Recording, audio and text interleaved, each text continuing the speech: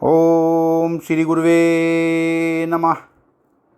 ओम शांति शांति शांति। प्रणाम भगवान। भगवान योग वासिष्ठ महारामायण से उत्पत्ति प्रकरण सर्ग नंबर 61 से सत्संग चल रहा है भगवान, और शीर्षक है सृष्टि की असत्यता तथा सबकी ब्रह्म रूपता का प्रतिपादन। श्री वशिष्ठ जी कहते हैं, रघुनंदन, ज्ञानवान पुरुष सब प्रकार की सारी भ्रांतियों को सच्चिदानंद घन परमात्मा के ही अंदर सदा स्थित जानता है। इसलिए वास्तव में सब सर्वस्वरूप अजन्मा परमात्मा ही है। इस तरह परब्रह्म परमात्मा की सर्वरूपता ही उसकी समता है। शब्दों और अर्थों का सारा ज्ञान ब्रह्म ही है, ब्रह्म से भिन्न नहीं। जैसे कंगन का रूप स्वर्ण से और तरंग की सत्ता जल से कभी पृथक नहीं हो सकती, उसी प्रकार जगत परमेश्वर से भिन्न नहीं है। यह ईश्वर ही जगत रूप है। ईश्वर में उससे पृथक जगत का रूप नहीं है। सोना ही कंगन आदि के रूप में उपलब्ध होता है। सोने में कंगन की पृथक सत्ता नहीं है।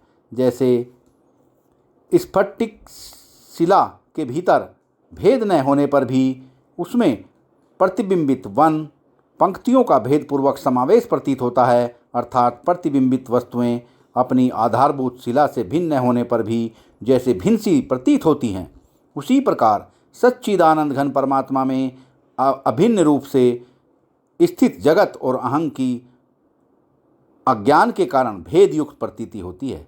अथवा जैसे शिल्पी शिला को खोद कर उसमें विभिन्न मूर्तियों का निर्माण करता है, वे मूर्ति उस शिला से भिन्न होने पर भी भ्रमवश भिन्न सी जान पड़ती हैं, उसी प्रकार मन रूपी शिल्पी ने चिद्ध घन परमात्मा में जिस जगत और अहंग की कल्पना की है वह उससे भिन्न नहीं है, तथापि अज्ञानवश भेद की प्रतीति होती है। वास्तव में वह चिद्ध घन रूपी है।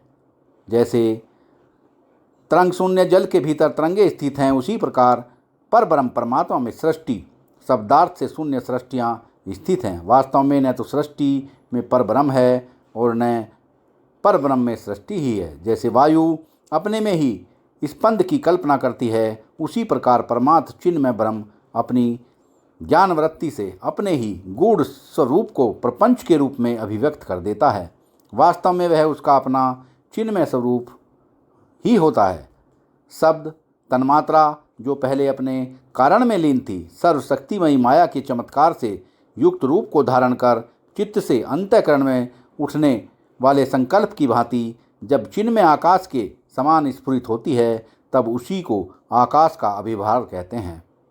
वही अर्थात आकाश भाव को प्राप्त हुआ ब्रह्म ही स्वयं अपने में अपनी ही सत्ता रूप वायु भाव का अनुभव करता है, जिसके भीतर स्पर्श तन मात्रा का संस्कार उद्बुद्ध होता है। उसकी अनुभूति वैसी ही है जैसे पवन अपने में स्पंदन का अनुभव करता है। वायु भाव को प्राप्त हुआ ब्रह्म ही स्वयं अपने में अपनी ही सत्ता रूप प्रकाश भाव का अनुभव करता है, जिसके भीतर रूप तन्मात्रा का संस्कार उद्बुद्ध होता है।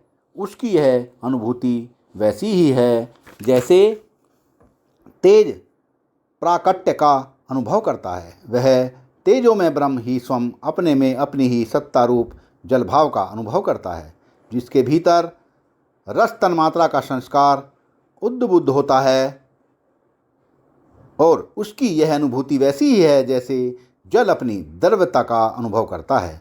वह जल रूपता को प्राप्त हुआ ब्रह्म ही अपने चित्त से अभिन्न रूप पृथ्वी भाव का अनुभव करता है, जिसके भीतर गंध तन्मात्रा स्थित होती है।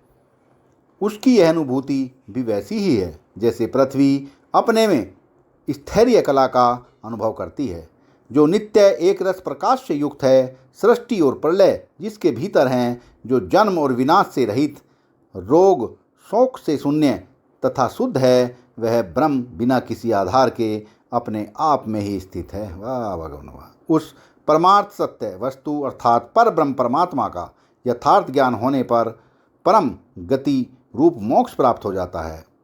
उक्त परमार्थ वस्तु सृष्टि युक्त होने पर भी सर्वथा सम अर्थात विषमता से रहित ही है। जैसे अग्नि में जो प्रकाश है वह उससे भिन्न न होने पर भी भिन्न सा दिखाई पड़ता है, उसी प्रकार सच्चिदानंद घन ब्रह्म में जो यह जगत रूपी प्रकाश है वह उनसे भिन्न न होकर भी भिन्न सा जान पड़ता है। भिन्न रूप से दिखाई देना ही उसका असत्य रूप है और अभिन्न रूप से दिखना ही उसके सत्य रूप का दर्शन है।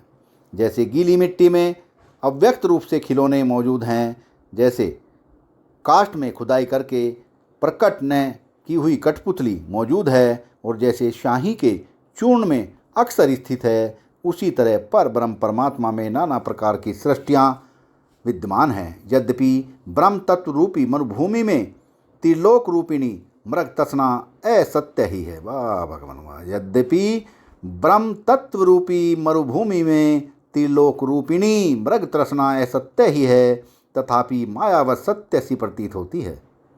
वह ब्रह्म से अभिन्न होती हुई भी भिन्न सी भाषित होती है। जैसे दूध का मिठास, मिर्च का तीखापन, जल की तरलता और पवन का स्पंदन उससे भिन्न नहीं है, उसी प्रकार पर ब्रह्म परमात्मा में यह सर्ग अनन्य भाव से स्थित है। उससे भिन्न रूप में उसका कोई अस्तित्व नहीं है। परमात्मा में लीन होकर वह चिन्मात्र स्वरूप से स्थित होता है, परमात्मा का अपना ही स्वरूप धारण करता है। कोई भी वस्तु कहीं और कभी भी न तो प्रकट होती है और न लय को ही प्राप्त होती है। सब कुछ सुंदर शिला के घनीभूत स्वरूप की भांति शांत अनादि निराकार सच्चिदानंद घन ब्रह्म ही है। जैसे जल के भीतर गुप्त और प्रकट रूप से तरंग आदि रहते हैं, उसी तरह जीव में जागृत, स्वप्न, सुषुप्ति आदि शक्तियाँ गुप्त और प्रकट रूप से विद्यमान रहती हैं। पुरुष जिस जिस वस्तु की ओर से विरक्त होता है उससे मुक्त हो जाता है, अर्थात जो सब ओर से निवृत्त हो जाता है उसे अणुमात्र दुख का भी अनुभव नहीं होता। भगवान वाह। इस स्मृति वाक्य के अनुसार जो देह आदि में अहम भाव का अनुभव नहीं करता, ऐसा कौन मनुष्य जन्म मरण रूपिणी भ्रम को प्राप्त होगा। पर ब्रह्म में व्यष्टि जीव रूप से प्रकट हुई जो अद्वितीय चित्त सत्ता है, वह जल की तरलता के भीतर व्यक्त हुई आवर्त अर्थात भंवर की रेखा के समान है। वही अहम भाव से युक्त होकर इन तीनों लोकों को धारण करती है। वास्तव में तो परमात्मा के भीतर न सद्रूप जगत है और न असद्रूप। सत्संग को विराम देते हैं भगवान। प्रणाम भगवान।